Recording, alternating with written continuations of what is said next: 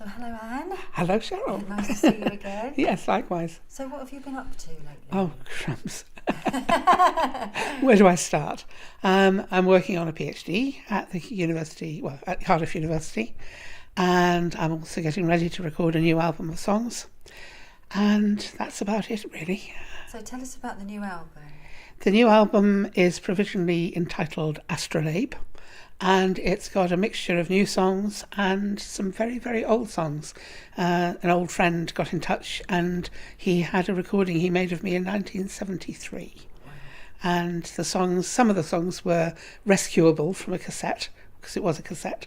And so we're going to put half a dozen of those on, and then the rest of the album will be newer songs. And what are you hoping to do with the album once it's done? Well, obviously sell it to as many people as possible, and also go around doing some more folk club gigs or gigs wherever to promote it, do some more performing. So anyone listening that's got a venue, how would they get hold of you? Best would be through my email, which is Anne with an E at annelister.com. So today, though, you've come here to share some storytelling with us. What stories have you brought with you? Well, I thought I'd give you a little sample of what I'm working on for the PhD, it's an unusual little thing. It's not that little. It's a story that was written down sometime between the late 12th and the late 13th century. And it was written in the Occitan language, which is close cousin to Catalan Spanish. And it's about King Arthur. But what's unusual is it's the only one about King Arthur written at that time in that language. And it had a very interesting later history because it went on to be a chapbook in the 15th century, which was slightly different in story, but was very popular. And Don Quixote in the stories had a copy on his library shelves. It was one of the influences that sent him off being a knight errant. So it's quite a good fun story. And what's interesting about it as well is that it has a lot of the things you expect in an Arthurian story, but somehow just changed around a bit. So it's all a little bit unpredictable, and the sense of humour is probably more Monty Python than it is anything else. So it's good fun to work on. Yeah, my theory is that it started as a collection of oral stories that were picked up, and the person who put them together structured them and put them into rhyme because the original is in rhyme. And yet it was always told, because what we know about literature at that time was it was intended to be read aloud. It wasn't for quiet reading, it was read to an audience. And there's clues within this that it was read to an audience. And he tells them at times to stop talking and not to mess about, and how audiences were better in the old days, and so on. So it's quite fun to work on. I can tell you a bit of it. If I told you the whole thing, we'd be here for about 4 hours. And that's on a conservative estimate. But I can certainly tell you an episode or two. And it's just a question of how to separate out the episodes. The first one, I can tell you, can easily sit on its own, and then the others maybe not so easily. So the story opens at Pentecost at King Arthur's court at a place called Cardoyle, which they think, by the way, is probably Carlisle. And King Arthur was waiting to have his feast. But he always had a rule that you could never start eating unless there'd been an adventure.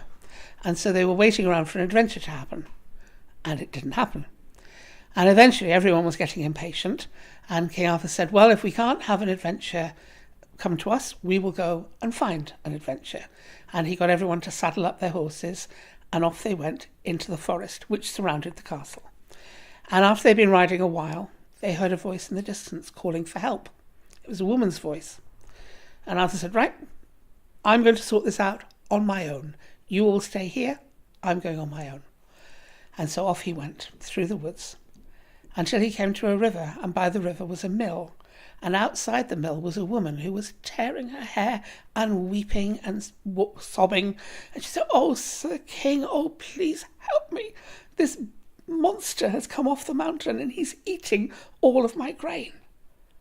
And Arthur said, leave this to me, lady. I will sort it out for you. And he strode kingfully inside the mill. And there, by the big millstone, there was the most extraordinary looking beast. It was huge, bigger than an ox, red shaggy hide, long spindly legs, quite a big mouth with big teeth, and a huge rack of horns. And it was chomping away at the grain in this woman's mill. So Arthur strode up to the beast and said, beast, desist. Took no notice at all. So he went round the back of the beast and tried to push it. Didn't flinch. He took his sword out. With the flat of his sword, he hit it across the rump. Didn't move. So eventually he went round the front of the beast and he pretended to punch it. He did a feint of a punch. Again, not the flicker of interest. So he got hold of the horns, thinking he'd pull it. And he realised, firstly, he couldn't move it at all. And secondly, he couldn't release his hands from the horns. He was stuck. And then the beast raised its head and began to move out of the mill, with Arthur attached. Now, again, the text doesn't make it clear whether Arthur is hanging from the horns or whether he somehow managed to get himself astride the beast. But either way, the beast sets off through the woods with Arthur attached. Not hurrying, ambling along, chewing a bit with a bit of grain still in its mouth. And it walked on through the woods. And eventually it comes past a clearing where Gawain and Tristan and Lancelot can see him. And they all start saying, well, we must help you immediately. What do you want us to do? And they get their bows and arrows ready. And Arthur says, no, don't hurt the beast. I'm sure he's perfectly fine. I'm sure he means me no harm. Just follow and see what happens. And so with a lot of misgivings, the other knights follow. And the beast walks peacefully through the woods until it comes to a high rock. And then it climbs up on top of the high rock and ducks its head. And Arthur is now hanging over a steep drop. And there's everyone else standing outside. And they are all aghast. And they are all really distressed. And they are crying and weeping and bewailing the loss of chivalry. And Kay is so overcome that he fell backwards off his horse in a dead faint. And Gawain's the only one that he sensed. He said, look, what we need to do is provide the king with a soft landing. So take off your clothes, everyone. The softest clothes will be your undergarments, everything off, make a big pile. So the entire court strips naked, makes a huge pile of clothing under the rock. And at that point, the beast moves its head slightly, so the pile's in the wrong place. And then it gently leaps down. And Arthur finds that he's now able to stand. He's not attached anymore. And he looks around at the naked court and said, what on earth are you all doing? And the beast has transformed itself into a knight, very elegantly dressed, one of Arthur's best knights, who has been practicing magic in his spare time. And he said, there we are, Arthur. He said, you challenged me to transform myself in sight of the whole court, and I think I've done it. So now you owe me a goblet and a kiss from the prettiest girl I choose, and let's go and eat. And so everyone in the group just takes the first thing they can find from the pile, whether it belonged to them or not, and dressed in this complete motley array, they head their way back to Arthur's court and they have their Pentecost feast.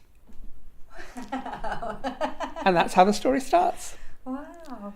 And as you can see, that's already a slightly different take on what we expect King Arthur to do. But that's how the story starts. Wow, thank you very much. You're very welcome. And what are you going to do? Another story from your PhD then? Well, I could do if you want, or I could do something completely different. What do you feel like? I'd like to hear another one from your PhD. Right. And then another one. It's finding the ones that I can separate into little chunks that's the interesting thing. I'll tell you a little bit about how the main hero, who you haven't come across yet, meets the heroine of the story.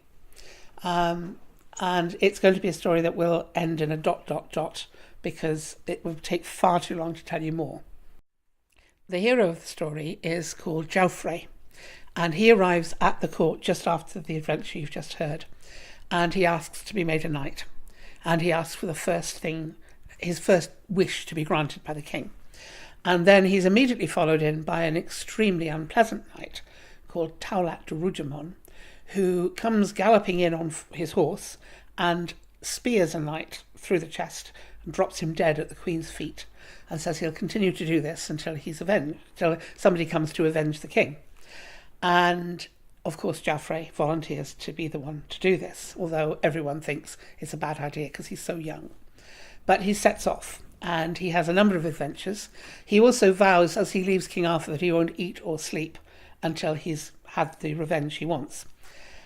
And so at this point in the story where I'm going to bring you in, he's had 4 fairly major encounters with villains, including a knight with a white lance, a knight who disembowels other knights, a very unpleasant soldier who fires steel darts at people, and a couple of lepers, one of which is a giant who kidnap young ladies and try and use children to make a bath of blood to cure their leprosy.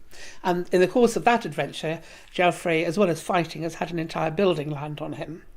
So you can imagine that at this point in the story, Geoffrey is exceedingly tired and a bit beaten and bruised. And he's riding his horse along, and it's been a very warm day. And as it gets to nightfall, he suddenly sees in front of him a garden, an orchard, surrounded with a marble wall, but there is a gate that's open. And through the gate he can see lush grass and trees of every kind with blossom and birds singing, and it just looks like heaven. And his horse needs food as well. So he decides to go in there and sleep, because he thinks, what harm can that do? So he gets in there and he puts his shield down, uses that as a pillow and lies down, lets his horse graze, and he falls asleep. But of course the garden belongs to somebody. The garden belongs to a beautiful lady called Brunesen. And Brunesen is young and stunningly beautiful and exceedingly wealthy. This isn't her only castle. She has a number of castles, but this is her favourite. It has 8 towers, all guarded by 1,000 men. She has minstrels, she has entertainers, she has young men and women, and everything is absolutely wonderful within the castle, except that the whole kingdom, the whole area, is affected by some mysterious grief. And this means that 4 times a day and 3 times a night, everybody stops what they're doing and weeps and laments until a second signal sounds to stop. And when this has happened overnight, the only way Brunesen can go back to sleep is by listening to the birds singing in her garden. Unfortunately, because Geoffrey is there, the birds have stopped singing. So Brunesen is exceedingly cross, and she calls the seneschal and says, find out who it is who's disturbing my birds and bring them to me so I can punish him. So the seneschal goes down the stairs, and he gets down there and he sees Geoffrey asleep. And to begin with, he's very careful about trying to wake him, and he does it politely. But after a while, he has to shake Geoffrey by the shoulder and say, Sir Knight, you can't stay here. My lady tells me to bring you to her, and you can't stay here. And Geoffrey blearily opens his eyes and said, oh, come on, you'll let me sleep. I'm only sleeping. I'm not stealing anything. I'm not invading you with an army. I'm just sleeping. The seneschal says, nevertheless, I have my orders. And Geoffrey said, look, I tell you what, I don't want to do this really, but can we just fight for it? If we have a fight and I beat you fair and square, will you promise that you'll let me sleep? And the seneschal looks at how sleepy this knight is and how battered and bruised he looks and thinks, this isn't going to be a battle at all. He said, OK, we'll do that. And so he goes to get his armour. By the time he comes back with his armour on, Geoffrey's back asleep again, has to wake him up again. But they mount their horses and they get ready to ride at each other with their lances. And to tell you the truth, the duel takes hardly any time at all, because with one flick of the lance, Geoffrey has got the seneschal out of his saddle and onto the floor. And the seneschal agrees that Geoffrey can go back to sleep. And he goes back upstairs to Brunesen. Brunesen is not impressed. She said, I told you, as clearly as I can, to bring him to me. Why didn't you do that? She said, well, he's a very good knight. He is only sleeping. She said, I'll be the judge of that. He's disturbing my sleep. Who's going to go and sort him out? And out of the crowd of knights by her side, Simon the Redhead stands up. He said, I'll do it, your ladyship. I'll sort him out. No problem at all. You watch. I am the best fighter that ever was. And so he goes clanking down the stairs. And he walks up to Geoffrey and said, you, get up. And Geoffrey opens his eyes bleary. He said, oh, not you again. He said, we made an arrangement. You said you'd let me sleep. So we're going to have a fight again, are we? And Simon was already getting ready. So he said, oh, right, here we go. And again, they ride at each other. And again, with one flick of the lance, Simon the Redhead is now sprawled on the floor. And the story says, in as many words, he went back upstairs rather more quietly than he came down, and with a rather dusty bottom. And he goes back to Brunesen and he said, I see what the senator was saying. That's a very brave man down there. I think you should leave him be. And Bruno said that I'll be the judge of that. This is my castle. That's my orchard. Those are my birds. Who's going to sort him out for me? And the captain of the guards of one of the towers comes forward, a real crusty old veteran soldier. I'll do it, your ladyship. Don't you worry about a thing. I'll sort him out. And down he goes. And there again, Geoffrey is fast asleep. And again, this guy doesn't waste time on anything. He just goes up and kicks him. So get up, Cheryl. I'll sort you out. And so Geoffrey said, look, we had a deal. Twice now you've come to me, and here you are again. I don't know what's wrong with you. We made a deal, but I'm fed up with being nice to you. He said, this time we'll fight for real. And this time when they get ready, they ride at each other. Geoffrey uses his lance to good effect and spears the guy quite hard so that he falls badly wounded onto the ground. And the squires come rushing up, and they carry the old guy upstairs and put him in front of Brunesan.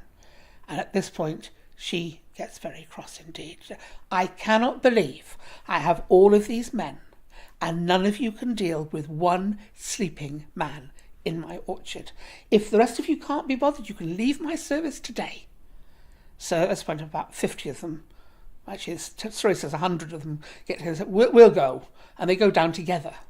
And they don't try and wake him. They put Geoffrey still asleep between them, and one of them gets an arm and one gets a leg, and between them they carry him up the stairs. And halfway up the stairs, Geoffrey wakes up and thinks, what on earth is happening to me? What is going on? And he looks around. They're demons. They've got to be demons. And they set him on his feet in front of Brunesan. And her first look at him is, oh, he's quite nice. And his first look at her was, wow, she's very nice. But she can't be seen to be dropping her guard in front of all of her men. So she is still very angry. How dare you come to my garden? How dare you disturb my birds? And Geoffrey is still coming to himself. He said, well, my ladyship, if I'd known it was you asking, you could have come down wearing nothing but your shift and I would have gone with you. You could have held me in your arms more closely than any chains. And she's a bit disarmed by this, but she has to keep, I'll have you hanged for this. I'll have your eyes taken out. I'll have your legs taken off. And the senator said, my lady, we don't know who he is. Maybe we'd better wait until morning, find out a bit more about him, and then you can have your justice. And Brunesan wants to be talked out of it, so she said, well, maybe. And Geoffrey said, my lady, you can do whatever you want to me. Whatever you want is fine, but can I please sleep first? So she allows herself to be persuaded. They bring a bed up with loads of covers and a mattress, but before it's even made up, Geoffrey has thrown himself on it, fully armed as he was, and he's back asleep. So she sets a guard around him, and she goes off to her own room. And she spends the whole night tossing and turning, thinking, I shouldn't fancy him really. And I don't know where he's from, and I don't know what he's going to do, and I don't know what's going to come of this. But on the other hand, he did disturb my birds, and maybe he's got no money, but does that matter? And she's revolving all these things in her head. Meanwhile, Geoffrey is fast asleep and doesn't think about anything, except that at a certain point, the signal rings for another one of the mourning and lamentation sessions. And the soldiers in the room all begin to weep and sob and beat their breasts and tear their hair. And Geoffrey wakes up in the middle of all this, hearing all this, and said, what on earth are you all doing? And this sends them all into a fury. And they start to kick him and punch him and beat him and jump on him. And if he hadn't been wearing his armour, he probably wouldn't have lived through it. But as it was, they attack him with unbelievable ferocity. And he eventually thinks the only safe thing to do when you're attacked by demons is pretend you're dead. So he holds his breath as long as he can and lies very still. And after a moment or two, one of the men says, I think we've killed him. And one of the others said, that's not what the lady wanted. And one of the others said, no, but at least we can sleep now. So they leave him where he is and they all go to sleep. And Geoffrey lies there thinking, she's extremely beautiful, but she's got a load of demons working for her, and they're all mad, so I'd better not stay. And so when he's sure that everyone's asleep, as quietly as he can, he gathers up his things. And it's very hard in full armour, but very quietly, He tiptoed down the stairs, found his horse still grazing in the orchard, and he rides off. And of course the next morning Brunesen wakes up early and thinks, I'll go and see how the prisoner's doing. And on her way across she meets the seneschal, who said, my lady, the men have been very zealous in protecting you and they think they've killed him. At which point Brunesen absolutely loses her temper, stamps her feet, goes storming into the room where Geoffrey has been held, pulls back the covers, and of course he's not there. And she said, I cannot believe it. You set 100 men to guard one sleeping man, and he gets away. So she turns to the seneschal and said, this is your job now. You will go and find him for me. I'll give you a year and a day to find him, and if in that time you don't find him, I will have you imprisoned for your life, or worse, but you're not allowed to eat or drink anywhere. Well, you're not allowed to sleep anywhere until you bring him back. And so the seneschal with his men sets off to find Geoffrey. ... I